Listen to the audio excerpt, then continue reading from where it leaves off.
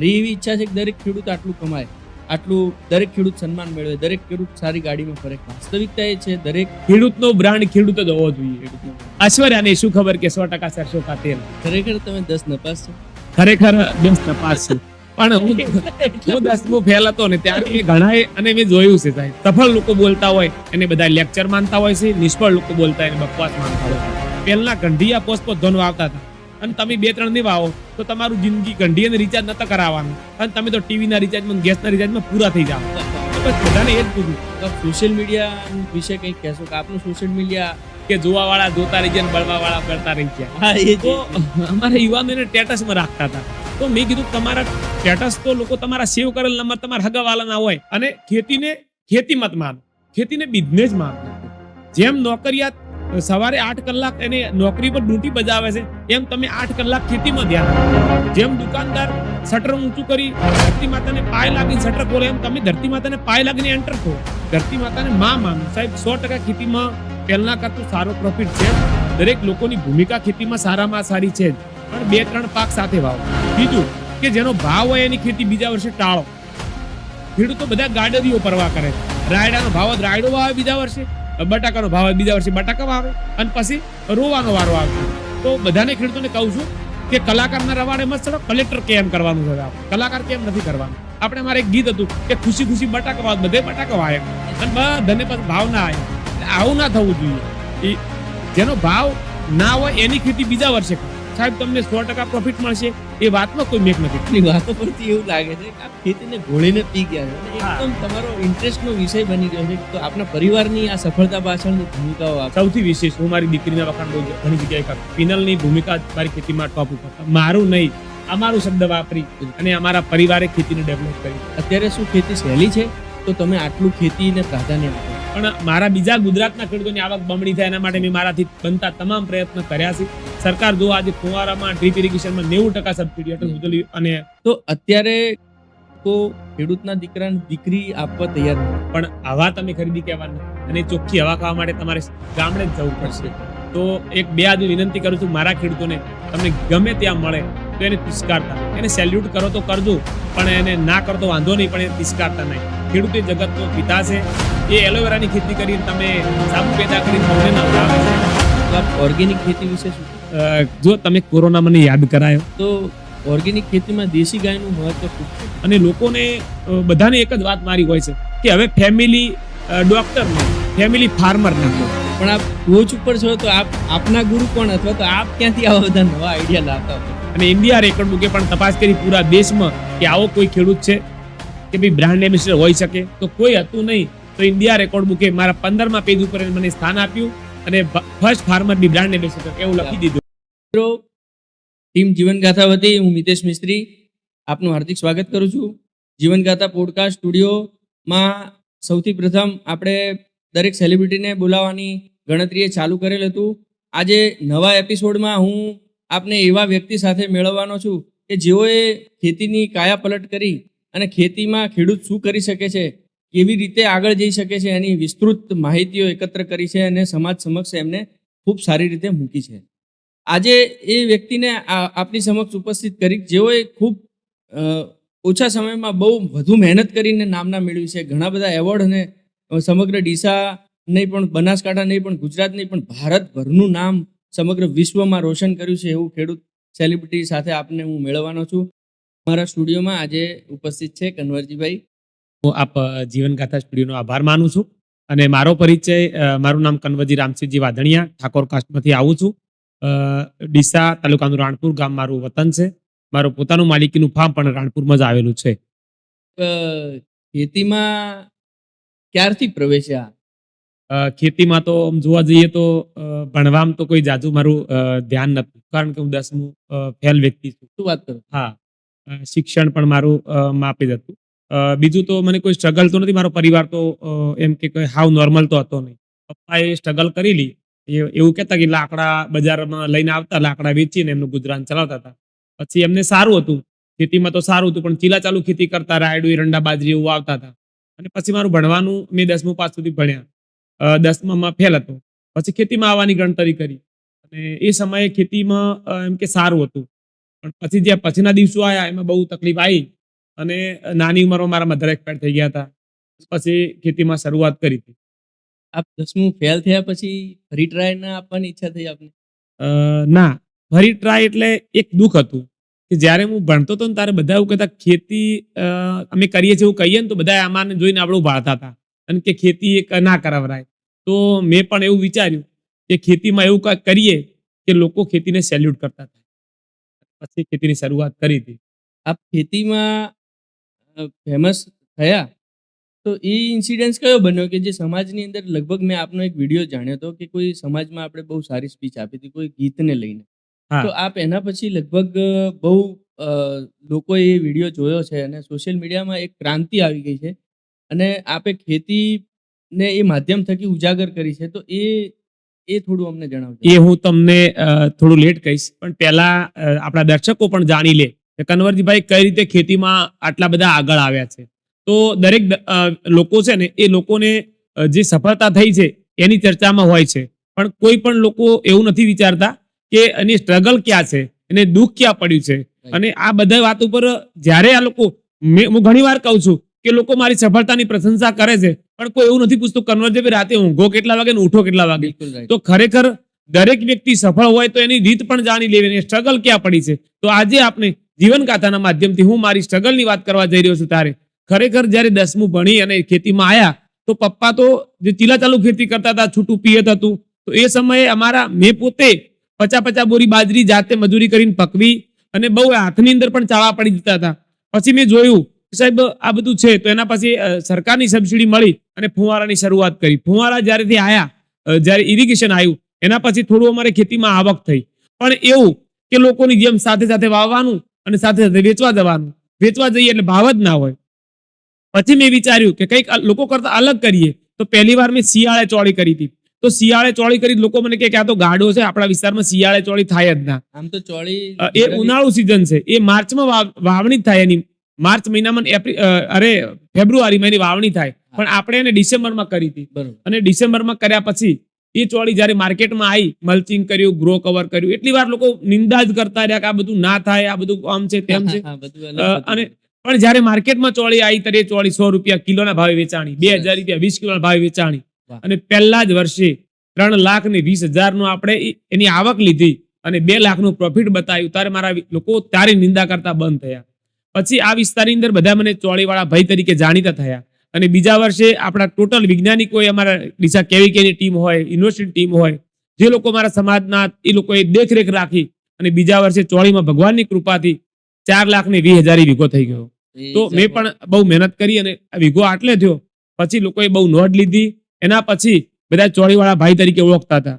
અને એવા સમયે એક જગ્યાએ એક મીટિંગ હતી ને એમાં બોલ્યો હું કે ભાઈ ખેડૂતનો બ્રાન્ડ ખેડૂત જ હોવો જોઈએ. ખેડૂતનો brand. ઐશ્વર્યાને શું ખબર કે 100% સરસો કા તેલ, એના ઉપર તો મારા ખેડૂતનો પરસેવો મેકાય છે. બિલકુલ.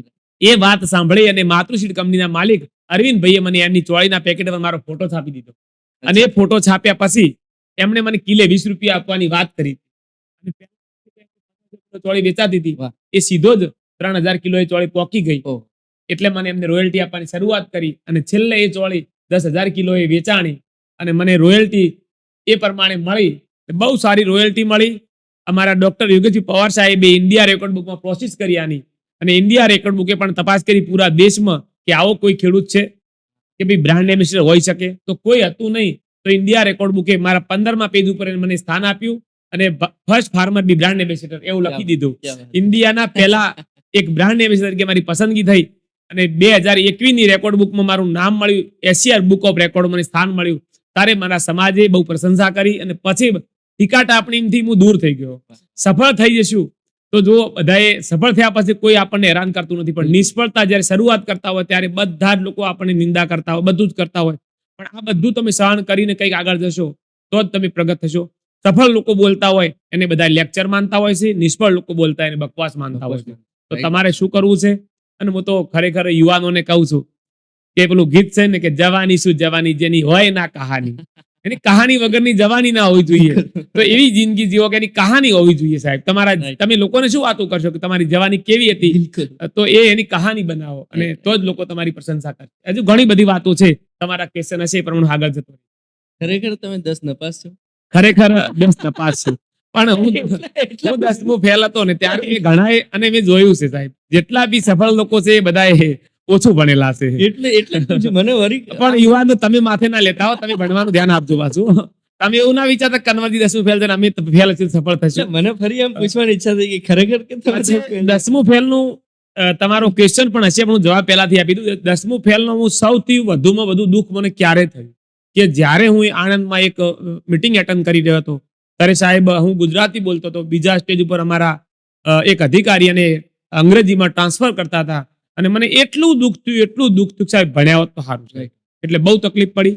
2017ના 3જા મહિનાની 12 તારીખે વિદેશના મહેમાન મારા ફાર્મ ઉપર આયા, નેધરલેન્ડના એક્સપર્ટ અધિકારી. મને કે હાઉ આર યુ? મેં કીધું હાઉ આર યુ, કારણ કે કન્વર્જી ભણેલ નતા. એટલે આવું દુઃખ તમને ના પડે. કદાચ ક્યારે કોણ આવે આપણા ખેતરમાં કોઈ નક્કી નથી. મને ખૂબ અભણ હોવાના નાતે બહુ તકલીફો પડી છે. મારે આજે માણસ રાખવો પડ્યો જે અમારું સોશિયલ મીડિયા સંભાળવા માટે. હું વધારે ભણેલો હોત તો કદાચ ના રાખવો પડો. તો તમે ભણવામાં યુવાનો ધ્યાન આપજો. એટલે બધાને કહું છું, ભણજો. ભણ્યા વગર ખેતી પણ નહીં થાય. ભણીને ખેતી કરજો. 100%. હવે રોયલ્ટી શબ્દ લગભગ અત્યાર સુધી કોઈ કલાકાર પાછળ લાગ્યો હોય છે, હા, કોઈ વૈજ્ઞાનિક પાછળ લાગ્યો છે, લગભગ હા. ખેડૂત પાછળ રોયલ્ટી લગાવનાર આપ પ્રથમ પ્રથમ શું દેશમાં પ્રથમ શું રોયલ્ટી કમાનાર. અને સરકારે પણ મને જીજીઆરસી ના બ્રાન્ડ તરીકે મારી પસંદગી કરી, અટલ ભુજલના બ્રાન્ડ તરીકે પસંદગી કરી. અને મારું પણ એવું સપનું હતું કે મારા હોર્ડિંગ ક્યારે લાગશે. એ હા. હોર્ડિંગ હવે લાગી ગયા. અને બસ આ બધું સપનું હતું. અને હજુ પણ મને જે આ માન સન્માન મળી રહ્યું છે એનાથી હું રાજી નથી. આ માન સન્માન મને એકલા મળવાથી કોઈ ફાયદો નથી. મારા ગુજરાતના દરેક યુવાનને મળવું જોઈએ. જેમ મને રિબિન કપ્પા બોલાવે છે, મારા દરેક ગુજરાતના યુવાનને રિબિન કપ્પા બોલાવે. મારો દરેક સમાજનો યુવાન ખેતી કરી અને મારી જેમ સારી ગાડીમાં ફરતો થાય, મારી જેમ સારી એમ કે પર્સનાલિટીથી જીવે, એ જ મારો કોન્સેપ્ટ છે. એના માટે તન મન ધનથી મારો શરીરમાં જ્યાં પ્રાણ છે ત્યાં સુધી મજૂરી કરતો રહીશ. મારા યુવાનો પ્રગતિ કરે એના માટે મજૂરી કરતો રહીશ. ખૂબ સારી. ભાઈ બીજું એ કહીશ કે લગભગ મેં જ્યારથી સમજણા થયા છીએ અને જ્યારથી સાંભળ્યું છે, સામાજિક લગભગ આપણે સાંભળીએ છીએ કે ખેડૂત ક્યાંક ને ક્યાંક નુકસાન કરતો આવ્યો છે, ક્યાંક ને ક્યાંક દેવામાં ડૂબેલો છે, ક્યાંક ને ક્યાંક એને જે નાખ્યું છે એનામાંથી કંઈ નીકળ્યું નથી. તો આવી સમસ્યા, આવા પડકારો વચ્ચે ખેડૂત જ્યારે દુઃખી છે, તો ત્યારે તમને જોઈએ તો તમે એકદમ સફળ અને એકદમ સુખી ને હસતા મોઢાવાળા ખેડૂત કેવી રીતે? તો આપ એક સંદેશ એવો આપો કે જેથી દરેક ખેડૂત આ બની શકે. આપે આગળ કહ્યું કે મારી એવી ઈચ્છા છે કે દરેક ખેડૂત આટલું કમાય, આટલું દરેક ખેડૂત સન્માન મેળવે, દરેક ખેડૂત સારી ગાડીમાં ફરે. વાસ્તવિકતા એ છે દરેક ખેડૂત એ કરી શકે. તો આપ એમને કંઈક હજુ માહિતગાર કરો. 100% તમારો પ્રશ્ન બહુ સરસ છે. અને ખરેખર બધા એ બસ એ જ ખેડૂતો બધા દુઃખી છે. પણ ખેતીમાં ક્યાંક ને ક્યાંક રીતનો અભાવ છે.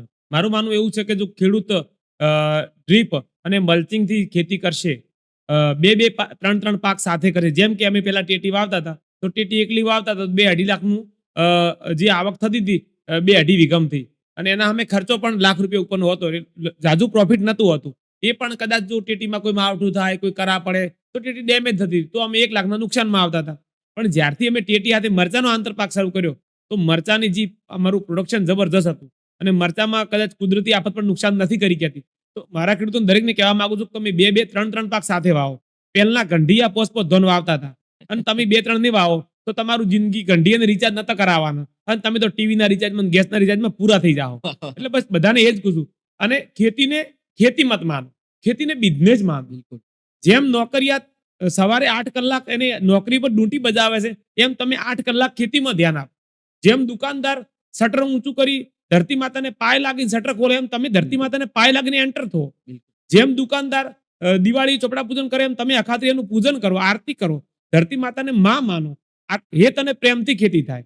ખેતી એ 80% પરમાત્માને આધીન છે. એટલે ખેતીમાં આપણા સૌની ભૂમિકા તો છે જ, પણ ખેતી પરમાત્માને આધીન છે. ખેતી હેત અને પ્રેમથી કરો તો સાહેબ ખેતીમાં 100% સફળતા મળે છે. ખેતીને તમે એને ફેક્ટરી માનો, એને તમારો બિઝનેસ માનો, ધરતી માતાને માં માનો. સાહેબ 100% ખેતીમાં પહેલા કરતું સારો પ્રોફિટ છે જ.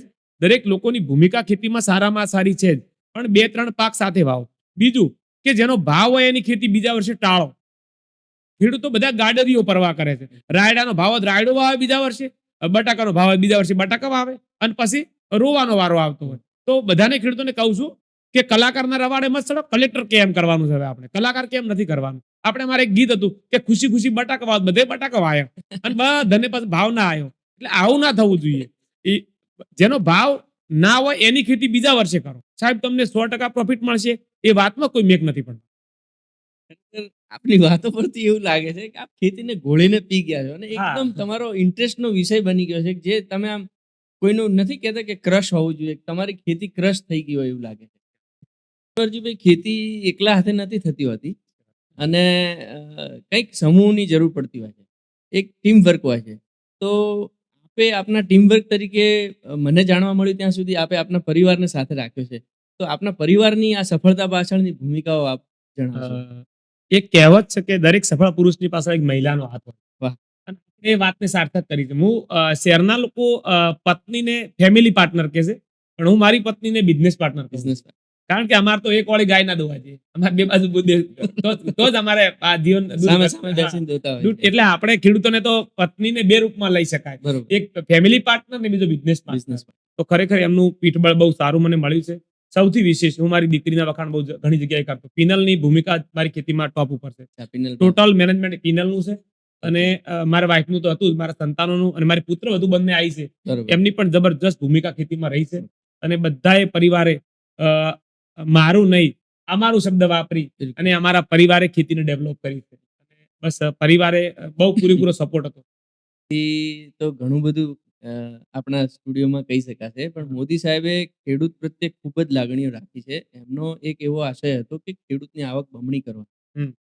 અને એ તરફ ખૂબ એમણે મહેનત કરી છે, ખૂબ ખેડૂતને આપ્યું છે. તો આપ એક સફળ ખેડૂત તરીકે સરકારની ભૂમિકા વર્ણવી શકશો. હું પહેલા તો બધાને કહું છું કે જે ખરેખર આ પીએમ સાહેબનો કોન્સેપ્ટ હતો, પૂરેપૂરું મારું તન મન ધન લગાવી દીધું, મારે સરકારને મદદ કરવી છે. તો બસ ગામડે ગામડે ફરીને ખેડૂતોને મેં તો મારી આવક દુગણી નહીં, મેં તો મારી આવક 4 ગણી કરી, પણ મારા બીજા ગુજરાતના ખેડૂતોની આવક બમણી થાય એના માટે મેં મારાથી બનતા તમામ પ્રયત્ન કર્યા છે. અને મારા માધ્યમથી વધારે નથી કહેતો પણ 5-7 હજાર લોકોની આવક બમણી મેં કરાવી છે. અને સરકારની ભૂમિકા તો જબરદસ્ત રહી જ છે.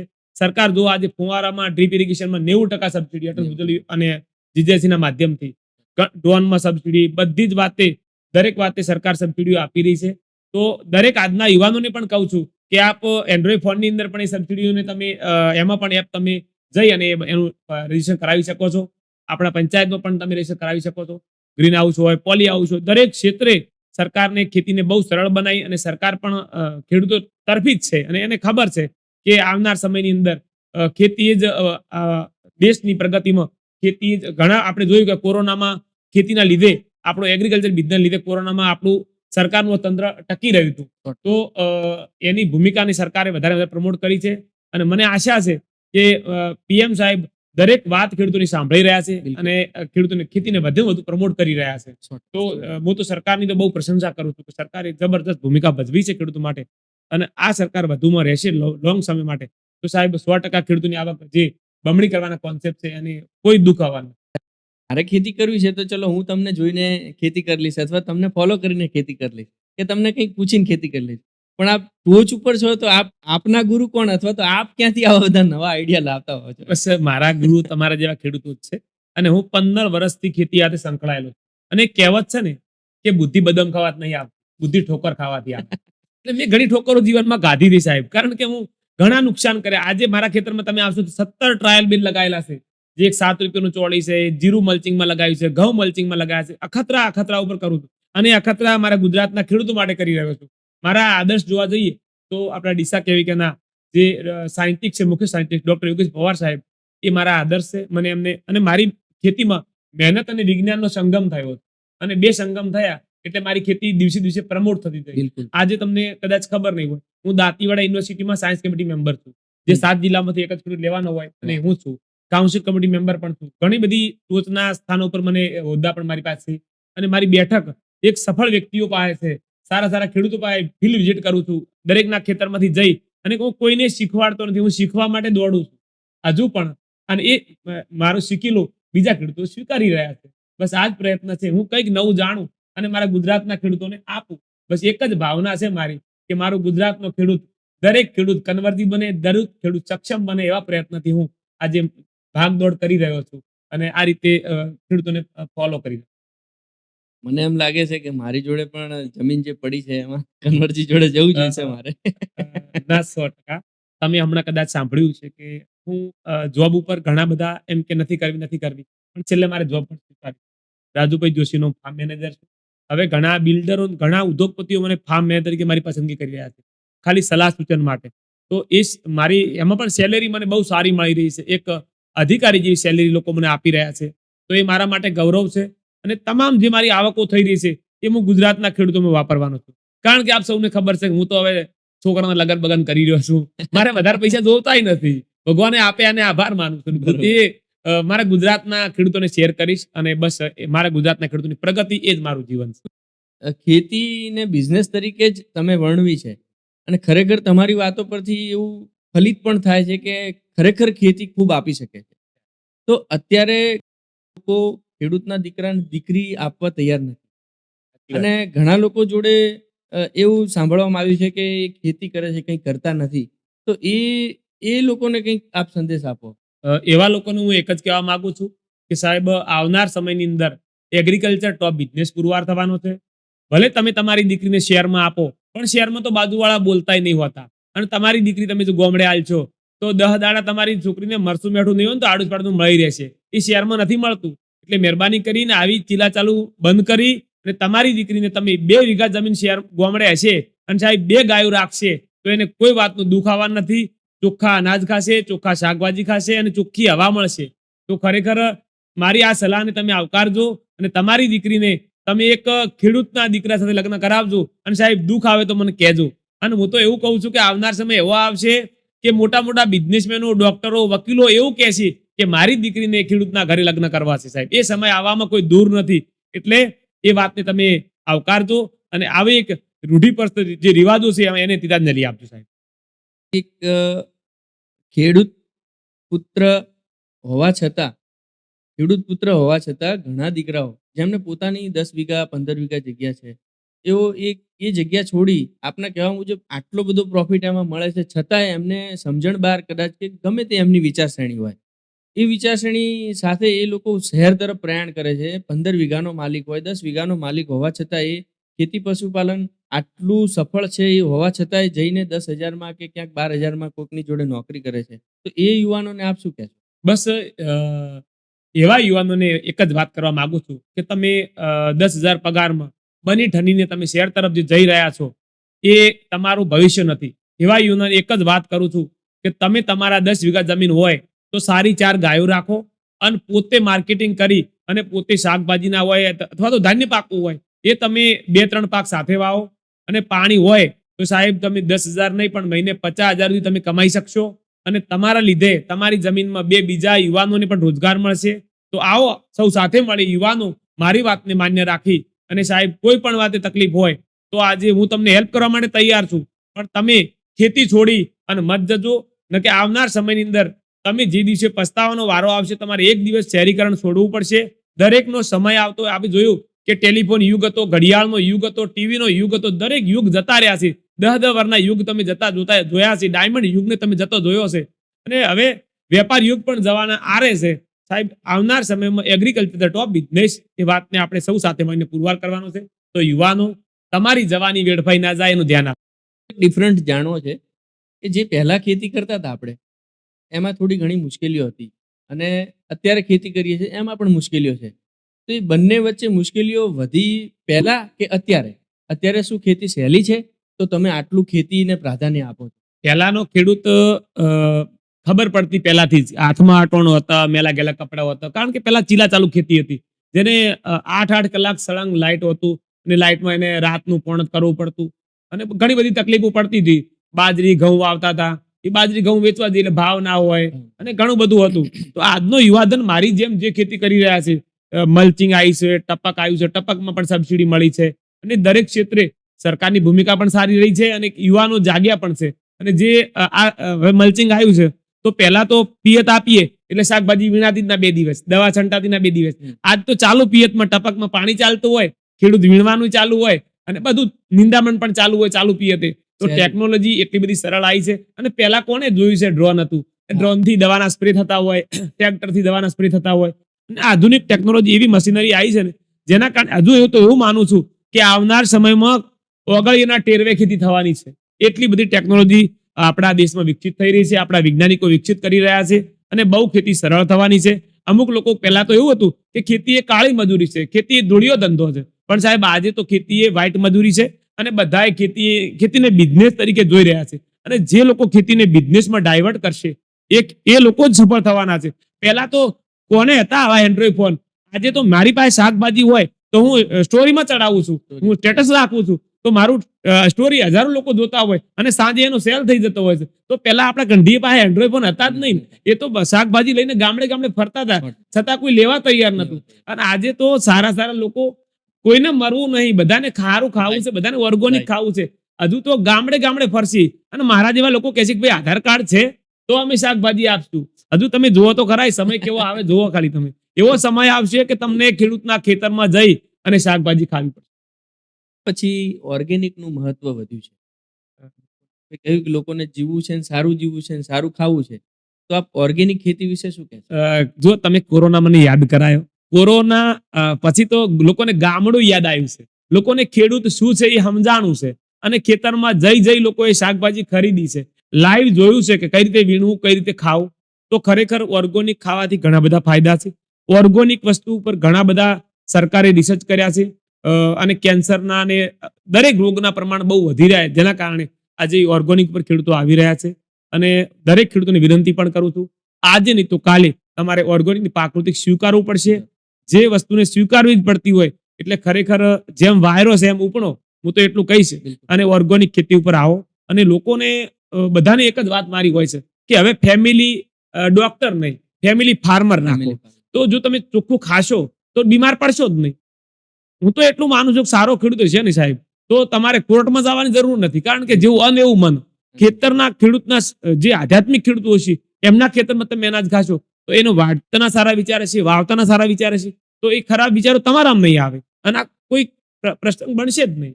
એટલે ખરેખર આવનાર સમયની અંદર ઓર્ગોનિક ખેતીની મોટી ભૂમિકા છે. આપણું ગુજરાત, મને એવું લાગે છે 2 વર્ષમાં પૂરેપૂરું ઓર્ગોનિક થઈ જાય એવા પ્રયત્ન આપણા સીએમ સાહેબ કરી રહ્યા. ઓર્ગેનિક શબ્દ પછી ઓર્ગેનિક સાથે લગભગ દેશી ગાય જોડી શકાય છે. તો ઓર્ગેનિક ખેતીમાં દેશી ગાયનું મહત્વ ખૂબ છે. તો દેશી ગાય વિશે આપ થોડું જણાવો. 100%. દેશી ગાય એ આપણી હિન્દુ પરંપરાગત, એને ગૌ માતાનો દરજ્જો આપવામાં આવ્યો છે અને ગાયથી ઘણા બધા નાતા જોડેલા છે. પહેલા આપણા મકાનમાં કોઈ હવન પૂજન થતું હતું તો ગાયનું છાણ ફરજિયાત હતું. તો ગાયનું છાણ, હવે એના મુદ્દા ઉપર હવે જો પહેલા તો દેશી ગાય ઉપર કશું જ નતું, આપણા ગંઢીએ રાખતા હતા તો પોતાને સાર પાર બધું કરવું પડતું. આજે સરકાર 900 રૂપિયા દર મહિને ભરણ પોષણ માટે દેશી ગાયમાં આપી રહી છે. અને અમારા રાજુભાઈ જોશી સાહેબ, એ કોન્સેપ્ટ છે ગાય ફ્રીમાં આપવાની દરેક ખેડૂતોને, એ કોન્સેપ્ટ સાથે છે અને ઘણું બધું ચાલી રહ્યું છે. જે ઘેર દેશી ગાયો હશે એમને હવે પહેલા તો દૂધ એકલું વેચાતું હતું અને ડેરી ભરાવવું પડતું હતું. તો આજ ઘણા લોકો એવું છે કે દેશી ગાયનું તમારું દૂધ 60 થી 70 રૂપિયા લીટર વેચાઈ રહ્યું છે. બીજા નંબરમાં એનું ઘી 2000 પ્લસ વેચાઈ રહ્યું છે. ત્રીજા નંબરમાં એનું ધરણ તમારું ઘરે આવીને 5 રૂપિયા લીટર આપણી ભાભરની ડેરી લેવા આવે છે. તો અને છાણ એનું 2 રૂપિયા કિલો એ આપણી ડેરી ખરીદી રહી છે. તો કોઈ વસ્તુ તમારી ખરાબ એળે જવાની નથી. તો ભરણ પોષણ માટે આપી રહી છે, એનું દૂધ વેચાઈ રહ્યું, એનું બધું ઘી વેચાઈ રહ્યું, એનું છાણ પણ વેચાઈ રહ્યું છે. તો હવે કોઈ રાહ જોયા વગર હું તો દેશી ગાય રાખું જ છું. અને સવારે ઉઠી અને તમે દેશી ગાયને ખાલી રોટલો સારશો ને તો એ તમારું જે આવકમાં વધારો થશે, એ આપણું શાસ્ત્ર કહે છે. તો ખરેખર હવે દેશી ગાય તો ફરજિયાત ઘરે રાખવી જોઈએ. આ ટોપિક વચ્ચે આપણે શહેર તરફ આવીએ તો શહેરના યુવાનોને, શહેરીજનોને આપના દ્વારા કઈ સંદેશ આપવો હોય તો? બસ શહેરના લોકોને એક જ વાત કરું છું કે તમે શાકભાજી પૈસાથી ખરીદી શકો, અનાજ પૈસાથી ખરીદી શકશો, પણ હવા તમે ખરીદી કહેવાની નથી. અને ચોખ્ખી હવા ખાવા માટે તમારે ગામડે જ જવું પડશે. તો એક બે આદમી વિનંતી કરું છું મારા ખેડૂતોને, તમને ગમે ત્યાં મળે તો એને તિસ્કારતા નહીં. એને સેલ્યુટ કરો તો કરજો, પણ એને ના કરો તો વાંધો નહીં, પણ એને તિસ્કારતા નહીં. ખેડૂત એ જગતનો પિતા છે. એ એલોવેરાની ખેતી કરીને તમે સાબુ પેદા કરીને તમને નવરાવે છે. કોટનની ખેતી કરી અને તમને બધાને કપડા મારો ખેડૂત પહેરાવે છે. અને કદાચ એ કોટનની ખેતી ના કરે તમારી હાલત શું થાય એ તમે જાણી લેજો. અને બીજું કે ઢોર, ઢાંકર, કીડી, કુંજર દરેકને અનાજ પીરસતો હોય તો આ જગતનો તાત પીરસી રહ્યો છે. તો ખેડૂત એ જગતનો પિતા છે. જેમ તમે દેશના જવાનને સેલ્યુટ કરો એમ મારા ખેડૂતોને પણ સેલ્યુટ કરો, એમને ખૂબ માન સન્માન આપજો. અને આવનાર સમયની અંદર ખેડૂત એને હું તો એટલું માનું છું કે તમે ફેમિલી ફાર્મર હવે રાખજો, ફેમિલી ડોક્ટર રાખવાની તમારે જરૂર નહીં પડે. દરેક ખેડૂતના ખેતરે જજો. તમારા સંતાનોને તમે જે વેકેશનના સમયમાં જે તમે થિયેટરોમાં લઈ જઈ રહ્યા છો, અલગ અલગ જગ્યાઓ ઉપર લઈ જઈ રહ્યા છો, તો એક જ વાત કહું છું કે તમારા સંતાનો જ્યારે વેકેશન પડે ત્યારે તમે ખેતરમાં હાર્વેસ્ટિંગ સમયે ખેતરમાં લઈ જજો, પશુપાલન બતાવજો. અને સાહેબ એ જોયા પછી તમારું સંતાન જો ક્યારે થાળીમાં એઠું મૂકે તો મને યાદ કરજો. એટલે અવશ્ય તમે જે તમારા રજાઓના દિવસોમાં ખેડૂતના ખેતરની વિઝિટો કરાવો. બહુ મજા આવશે. તમારું સંતાન બહુ પ્રભાવિત થશે અને ખબર પડશે કે અનાજ કઈ રીતે આવે છે, તો તે થાળીમાં એઠું કોઈ દિવસ ક્યારે નહીં મૂકે. આ વાતને તમે સમર્થન આપજો. બસ આટલું જ. સોશિયલ મીડિયામાં બહુ જ પ્રચલિત થયા છો ખૂબ જ થોડા સમયમાં.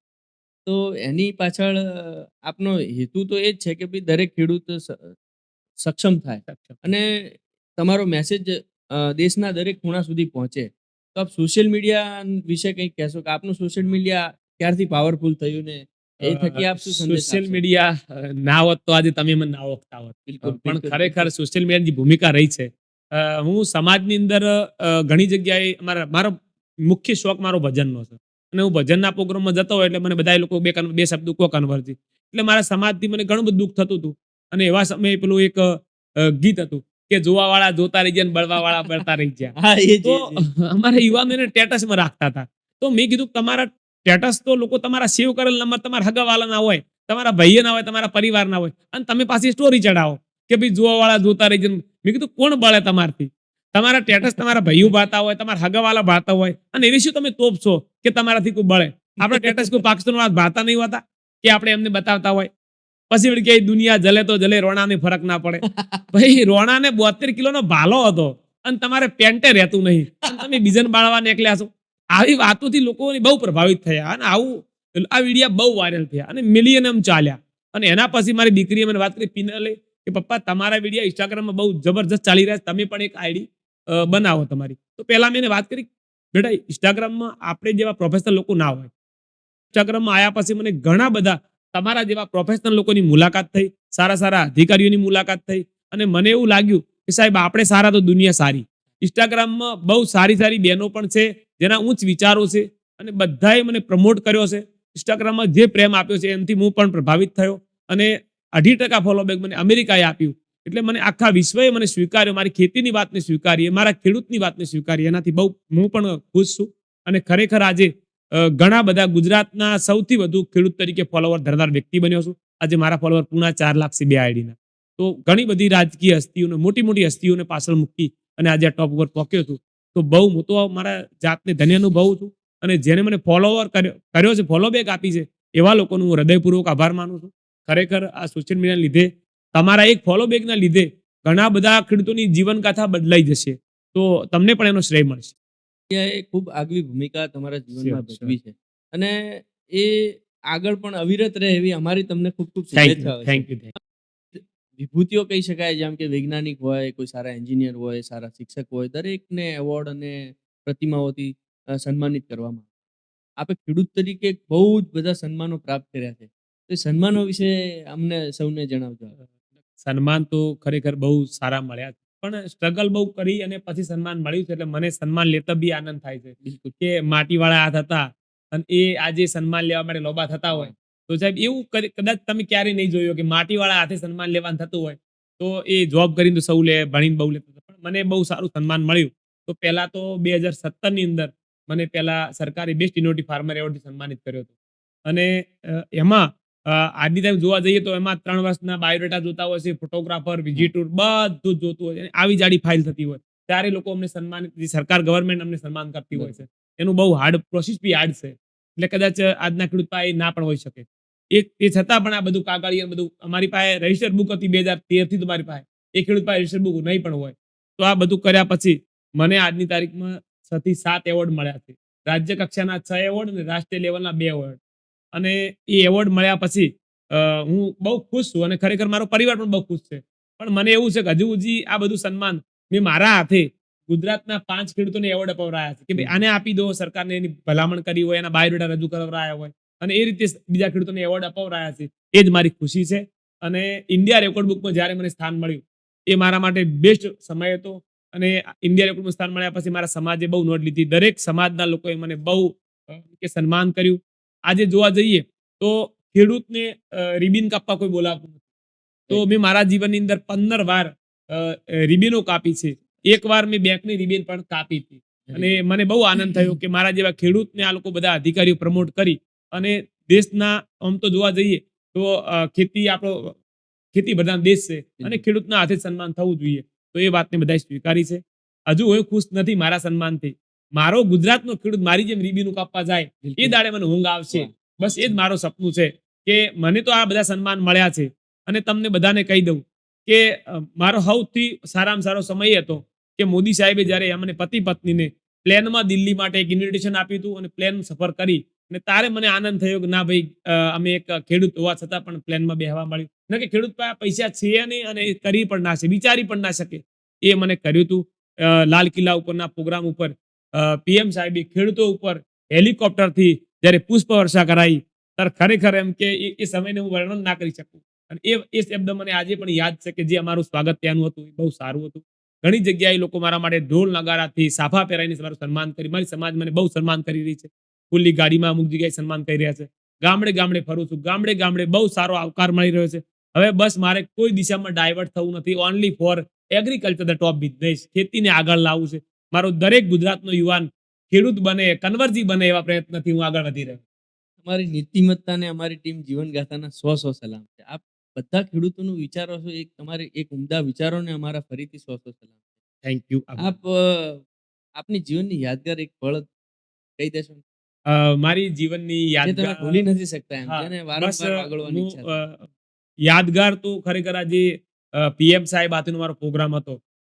એને હું વર્ણન કરવા બેહું તો મારી પાસે શબ્દો નથી. કારણ કે પ્લેનમાં એક ખેડૂત જ્યારે ઉતરતો હોય પ્લેનમાંથી અને એના સામે આરતી કરવા માટે લોકોની તૈયારી હોય, જ્યારે પૂજન કરવાની તૈયારી હોય, ત્યાં એમના માણસોની વ્યવસ્થા હોય, વીવીઆઈપી હોટલમાં એમને સુરક્ષા સાથે રાખવામાં આવ્યા હોય, તો એવી પળો હું ક્યારેય ભૂલી શકું એમ નથી.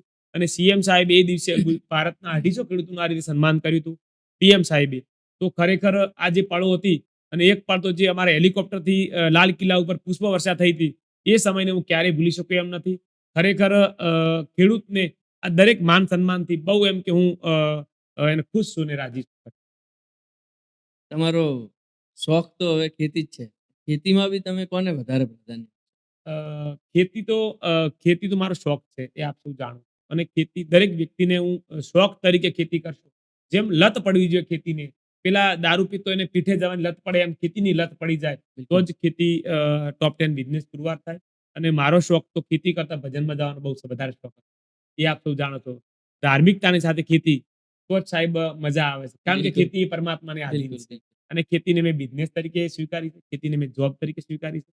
તો દરેક યુવાનોને બસ આ રીતે સ્વીકારશે તો આવનાર સમયમાં જે પીએમ સાહેબનો કોન્સેપ્ટ છે કે દરેક ખેડૂતોની આવક બમણી થાય, દરેક હરિયાળી ક્રાંતિ આવે અને ગુજરાતના ખેડૂતો સુખી સમૃદ્ધ બને, દેશના ખેડૂતો સુખી સમૃદ્ધ બને એવા જે કોન્સેપ્ટથી આપણે સૌ આગળ વધી રહ્યા છીએ. અને એને આપ સૌના જે જીવનગાથા જેવી સ્ટુડિયોના માધ્યમથી એને વધારે વધારે પ્રમોટ થાય બિલકુલ. એવા પ્રયત્ન પણ આપ સૌ કરતા રહેશો. બિલકુલ. આજે મને બોલાયો છે તો આવનાર સમયમાં એક સારા ખેડૂતને બીજી વાર બોલાવો તો અને આ જ રીતે બસ આપણો જે ખેતી પ્રધાન દેશ છે એ છોડીને શહેરી તરફ જઈ રહ્યો છે તો એ બંધ થાય અને આપણું ગામડું ફરી હરિયાળી ક્રાંતિ બને. હજુ તો આવનાર સમયમાં એક એવો આગળ કોન્સેપ્ટ આવી રહ્યો છે કે આપણા શંકરભાઈ સાહેબે મને વાત કરી હતી કે કન્વરજીભાઈ હવે બધાએ બહારના વિદેશી લોકો આવશે એમને અમે હોટલોમાં નથી રાખવાના, એમને ગામડે રાખવાના છે. બિલકુલ. અને એ એનઆરઆઈ નું ભાડું તમે વિચાર્યું નહીં હોય એવું એક ગામડાની ખેડૂત કમાતો થશે. બિલકુલ. અને એ જ કોન્સેપ્ટ થી આપણે આગળ વધવા જઈ રહ્યા છીએ. તો આપણા ગામડાને હરિયાળી ક્રાંતિ તરફ લઈ રહ્યા છીએ. ગામડા વધુ વધુ ડેવલપ થવા પ્રયત્ન કરી રહ્યા છીએ. હવે અંતમાં બહુ બધું જાણ્યા પછી હવે અંતમાં એક મોટો સવાલ, હું જેને મોટો માનું છું એવો સવાલ કરીશ. ખેડૂત શું કરી શકે? ખેડૂત શું ના કરી શકે? ખેડૂત શું કરી શકે નહીં, ખેડૂત શું ના શકે. જો તમે જાણો છો કે ભણી ગણીને કલેક્ટર બનાવરાય, ભણી ગણીને બધું જ બનાવરાશે પણ ભણી ગણ્યા પછી ખેડૂત બનાતું નથી. ખેડૂત ક્યારે બનાય કે આપણા પપ્પા ખેડૂત હોય, 7 બારના ઉતારમ નામ હોય તો જ ખેડૂત બની શકાય. બિલકુલ. તો હજુ તમે ખેતી જે કરો છે તો ખેતી એક જો બધાની આવક મર્યાદિત છે. ક્લાસ 1 અધિકારી હોય પણ એનું પેકેજ જે લાખ રૂપિયા આજુબાજુનું એ જ હોય. અને ખેતીની આવક અમર્યાદિત છે. બિલકુલ. ખેતી એ અમર્યાદિત આવક છે. એમાં કોઈ સેલ ટેક્સ, ઇન્કમ ટેક્સ કોઈ હેરાન કરતું નથી. ખેતી એ બધા લોકો કાળી મજૂરી કરી રહ્યા, પણ હું એને વ્હાઈટ મજૂરી કહું છું. એટલે ખેતી શું ના કરી શકે? ખેડૂત એ એક જ વ્યક્તિ એવો છે કે લાઈવ શાકભાજી તોડીને ખાઈ શકે છે, બિલકુલ. લાઈવ પાણી બોરમાંથી સીધું નીકળતું પી શકે છે. બિલકુલ. એટલે આ બધું ખેતી એ ટોપ બિઝનેસ છે. અને ખેતી જો ખેડૂત ધારે ને તો સાહેબ દરેકને પાછળ મૂકી શકે છે. આપે જાણ્યું કે આ વર્ષની અંદર મને 8 MLA, આપણા SP સાહેબના ધર્મપત્ની, કલેક્ટર સાહેબ બધા જ લોકો ઘરે મળવા આયા છે. તો ખેડૂત આ કરી શકે, ખેડૂત બધાને પાછળ દોડતા કરી શકે. બિલકુલ. એટલે ખેડૂત શું ના કરી શકે? એમ ખરેખર ખેડૂત બધું ઘણું બધું કરી શકે છે. એના માટે મારી પાસે શબ્દો નથી. અને આવનાર સમયમાં તમને સમજાશે ખેડૂત શું કરી શકે. તો હજુ તો જો તમે છેલ્લે વિરામ આપતા પહેલા તમને કહીશ કે આપે એક હમણાં છેલ્લે એક રીલ વાયરલ થઈ આપની, સુખનો સૂરજ ઉગ્યો ઉગાડી દીધો મારા નાથે. તો એ વિશે જરા એ રીલ ફરી આજે અહીં અમારી હા. સ્ટુડિયોમાં થઈ જાય. એક હમણાં એ રીલ બહુ વાયરલ થઈ હતી કે સુખનો સૂરજ ઉગાડી દીધો મારા નાથે. તો હું માનું છું કે સુખનો સૂરજ ઉગી જશે તો આપના સૌના જીવનમાં. પણ એના પહેલા સુખનો સૂરજ ઉગાડવો હશે તમારે ને, તો આ સૂરજ ઉગ્યા પહેલા ઉઠવું પડશે, તો જ સુખનો સૂરજ ઉગશે. અને સાહેબ તમે સવારે પથારી 5 વાગે નહીં છોડો તો તમારી પથારી ફેરવવામાં તમે પોતે જ જવાબદાર છો. એ વાતને તમારે સ્વીકારવી પડશે. જો તમે પથારીને લાત ના મારી હોય ને સવારે 5 વાગે, તો સાહેબ તમારી પથારી ફરી લીધશે.